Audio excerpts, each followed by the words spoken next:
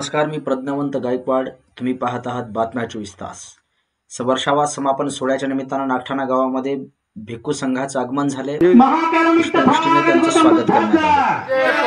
Doctor Babasaheb आंबेडकरांचा भिक्खू संघाचा पूजनीय भंतेजी यांच्या हस्ते तथागत भगवान बुद्धाच्या मूर्तीची आणि डॉक्टर बाबासाहेब आंबेडकरांच्या नमो तस्सा भगवतो अरहतो सम्मा संबुद्धस्स. नमो तस्सा भगवतो अरहतो सम्मा संबुद्धस्स. बुद्धं शरणं गच्छामि. बुद्धं शरणं गच्छामि. धम्मं शरणं गच्छामि. धम्मं शरणं गच्छामि. संघं शरणं गच्छामि. संघं शरणं गच्छामि. द्वितीयंपि बुद्धं शरणं गच्छामि. द्वितीयंपि बुद्धं शरणं गच्छामि. द्वितीयंपि धम्मं शरणं गच्छामि. द्वितीयंपि धम्मं शरणं गच्छामि. द्वितीयंपि संघं शरणं गच्छामि. द्वितीयंपि संघं शरणं गच्छामि. तृतीयंपि बुद्धं शरणं गच्छामि. तृतीयंपि बुद्धं शरणं गच्छामि. तृतीयंपि धम्मं शरणं गच्छामि. तृतीयंपि धम्मं शरणं गच्छामि. तृतीयंपि संघं शरणं गच्छामि. तृतीयंपि संघं शरणं गच्छामि. पाणातिपाता वैरमणि सिक्खापदं समादियामि. पाणातिपाता वैरमणि सिक्खापदं समादियामि. अदिन्नदाना वैरमणि सिक्खापदं समादियामि. अदिन्नदाना वैरमणि सिक्खापदं समादियामि. कामेषुमिच्छाचारा वैरमणि सिक्खापदं समादियामि. कामेषुमिच्छाचारा वैरमणि सिक्खापदं समादियामि. मुसावादा वैरमणि सिक्खापदं समादियामि. मुसावादा वैरमणि सिक्खा. बौद्ध धर्मामध्ये वर्षावास या 3 महिन्याच्या विशेष कालावधीची सांगता झाली की वर्षावास समापन सोहळा साजरा केला जातो. हा एक महत्त्वाचा धार्मिक उत्सव आहे ज्याला पवाराना समारंभ म्हणून ओळखले जाते. नेमकं वर्षावास म्हणजे काय आहे तर भगवान बुद्धांच्या काळापासून ही परंपरा सुरू झाली. हा कालावधी साधारणपणे आषाढ पौर्णिमेपासून सुरू होऊन अश्विन पौर्णिमेपर्यंत चालतो. पावसाळ्याच्या दिवसात भिक्खूंनी एकाच ठिकाणी राहून ध्यान साधना, चिंतन आणि उपासकांना धम्माचे शिक्षण द्यावे यासाठी हा नियम आहे. तसेच या काळात पावसाच्या पाण्यामुळे वाढणाऱ्या लहान जीवजंतूंना इजा होऊ नये हा देखील त्यामागील एक महत्त्वाचा उद्देश आहे. या काळात भिक्खू डॉक्टर बाबासाहेब आंबेडकरांनी लिहिलेल्या बुद्ध आणि त्यांचा धम्म या ग्रंथाचे वाचन आणि त्यावर चर्चा करतात. या सोहळ्यामध्ये वर्षावासाच्या 3 महिन्यात भिक्खूंकडून काही चुका झाल्या असल्यास ते ज्येष्ठ भिक्खूंसमोर त्या कबूल करतात आणि पुन्हा विनयशीलतेचे पालन करण्याचा संकल्प करतात.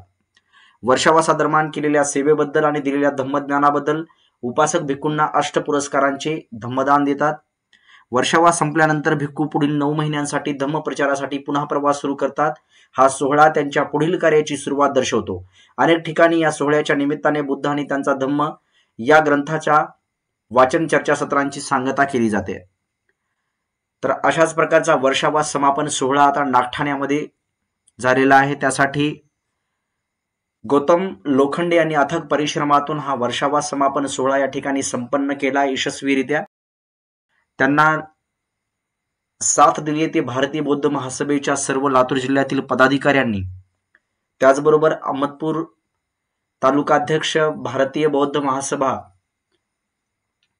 प्रसादजी गायकवाड हे सुद्धा कार्यक्रमाला उपस्थित होते. वर्षावास समापन सोहळ्याच्या निमित्तानं भारतीय बौद्ध महासभेचे लातूर जिल्ह्यातील सर्वच पदाधिकारी सुद्धा उपस्थित होते. वर्षावास समापन सोहळा नागठाण्यामध्ये अतिशय उत्साहामध्ये साजरा करण्यात आला. वर्षावास समापन सोहळा नागठाणा गावाने साजरा केला. तशाच पद्धतीनं इतरही गावांनी नागठाणा गावचा आदर्श घेऊन वर्षावासाचा कार्यक्रम आपणही आयोजित करावा. सामाजिक बांधिलकी जपण्यासाठी, सामाजिक सलोखा निर्माण करण्यासाठी, सामाजिक एकोपा निर्माण करण्यासाठी वर्षावासाचा कार्यक्रम आयोजित करणं फार महत्वाचं असतं.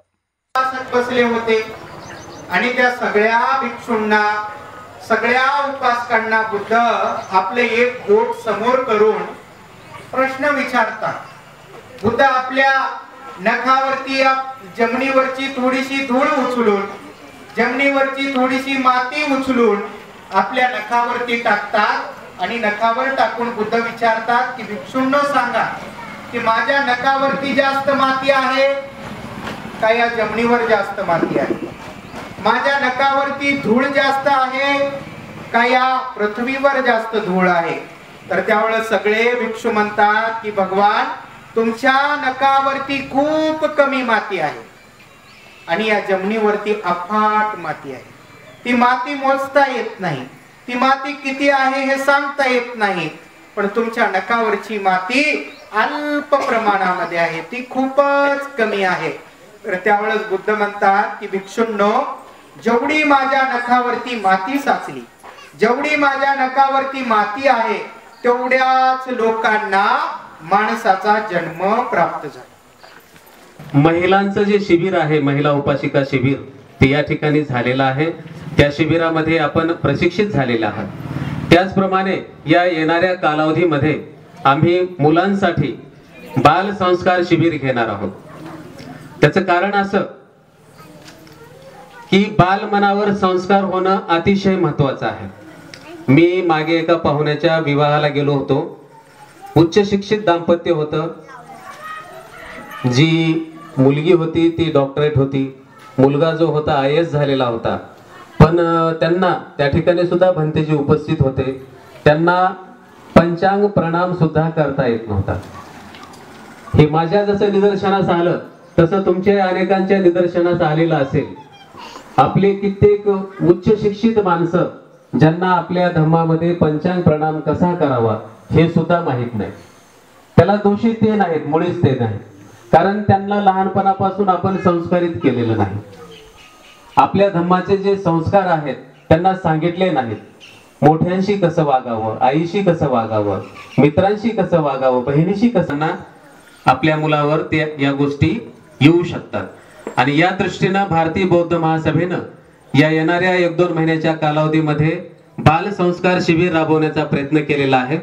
आणि त्या संस्कार शिबिरामध्ये आपल्या गावातून सुद्धा काही मुलं उपस्थित राहतील अशी अपेक्षा व्यक्त करतो.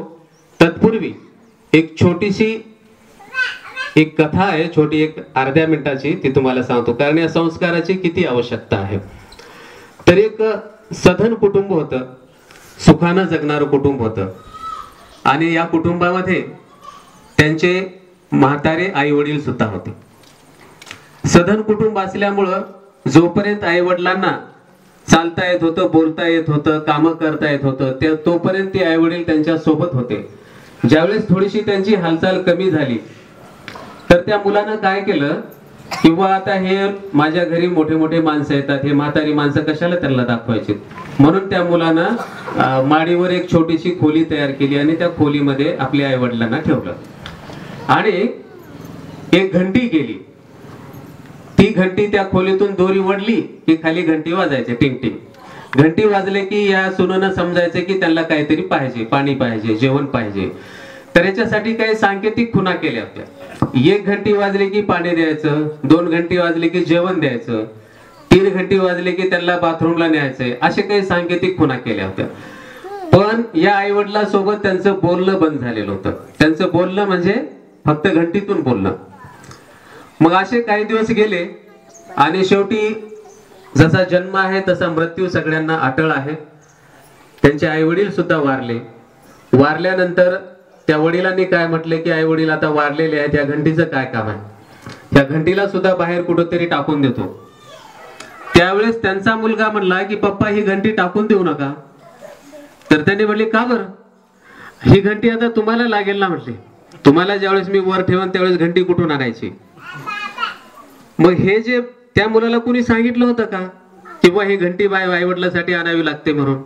कुणी सांगितले ही घंटी आणायची म्हणून? आपणच त्याच्या वडिलांनी सांगितली. म्हणून हे संस्कार सर्वप्रथम घरातून होत असतात आणि घरातून जर संस्कार चांगले झाले तरच आपली पिढी पुढे चांगली निपजत असते. म्हणून संस्कार शिबिर राबवणं ही अत्यंत महत्वाची गरज आहे. अलीकडे आपली मुलं मोबाईलच्या नादाला लागलेली आहेत. मोबाईल त्यांच्या हातातून सुटत नाही. आई जर लेकरू गर्दा करायला तर त्याला शांत करण्यासाठी मोबाईलवरचं काहीतरी गाणं लावून देते आणि संपलं. तर याच्यामधून आपल्याला मार्ग काढायचा आहे. मुलांना काही गोष्टी महत्वाच्या सांगायच्या आहेत. त्या दृष्टीने सुद्धा हे बाल संस्कार शिबिर अतिशय महत्वाचे आहेत. पेराल तेच उगवेल ही संकल्पना पटवून देत सांगत असताना बाल संस्कार किती महत्वाचे आहेत. मुलावरती चांगले संस्कार ही काळाची गरज आहे. म्हणून आपण बाल संस्कार शिबिराचं आयोजन करणार आहोत. त्यामध्ये मोठ्या संख्येनं उपस्थित राहण्याचं आवाहन त्यांनी केलंय.